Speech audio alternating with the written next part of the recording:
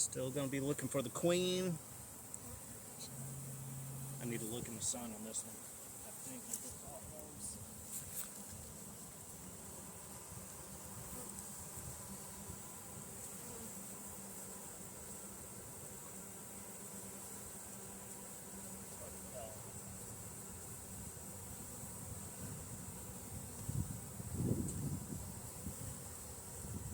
So yeah, we do have queen cups on the bottom of this one. So yeah, they are. They're trying to make quite a few. Yeah, they're trying to start a new queen, and maybe they felt like they didn't need the old one, and that's why they were trying to run her out today. Or practice swarming for maybe one of these queens to hatch.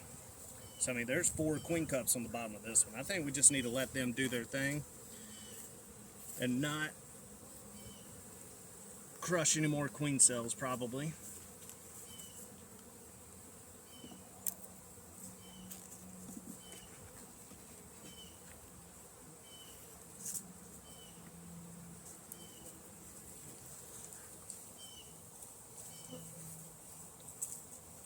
Let's see, we've got nectar.